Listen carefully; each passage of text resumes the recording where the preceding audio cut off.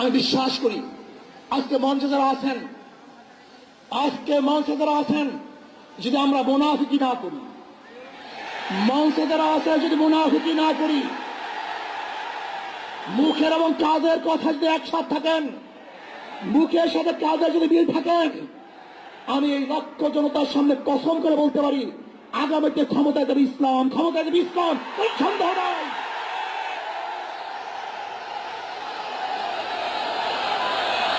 কিন্তু খবরদার যদি মুনাফিকি করি তাহলে এদেশের মানুষ সচেতন হয়েছে, এদেশের মানুষ সব জ্ঞানী হয়ে গেছে। বিশ্বাস করবেন না, একজন রিক্সাওয়ালা, ঠেলাওয়ালা, কুলি মজদুরের বক্তব্য শুনলে আমরা আশ্চর্য হয়ে যাই বাংলাদেশের মানুষ কত সচেতন, তারা কত সচেতন হয়েছে।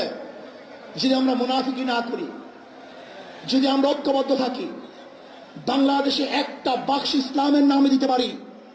যেরকম আমেরিকা এবং ওই সারস ইসরায়েল ইরানের আক্রমণ করে ভেবেছিল মুহূর্তের মধ্যে নিশ্চিহ্ন করে দিবে, কিন্তু আক্রমণ করার পরে দেখেছে ইরানের গুহার থেকে কোথার থেকে বোম মিজাইল চলে আসছে।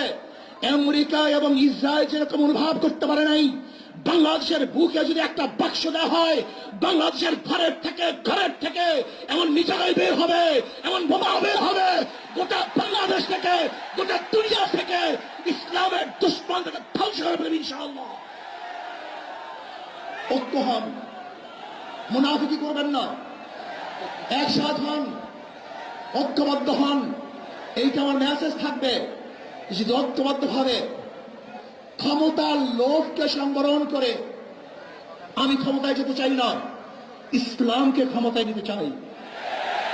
আমি ক্ষমতায় যাইতে চাই না, কোরআন ও সুন্নাহকে ক্ষমতায় নিতে চাই। যদি আদর্শ লালন করেন, এই নীতি আদর্শ যদি গ্রহণ করেন, ইনশাআল্লাহ নাসরুম মিনাল্লাহি ফাতহুন করিব, অবশ্যই সাবিরিন। সেই দিন আসতেছে, আমি দেখতেছি, মহারাজ আমার চোখের সামনে আমি দেখতেছি। ওই সংসদের মধ্যে কলেমার কথা হবে, কোরআন ও সুন্নাহর কথা হবে, লা ইলাহা ইল্লাল্লাহ উচ্চারিত হবে, গোটা বাংলাদেশের মানুষ শান্তিতে বসবাস করতে পারবে।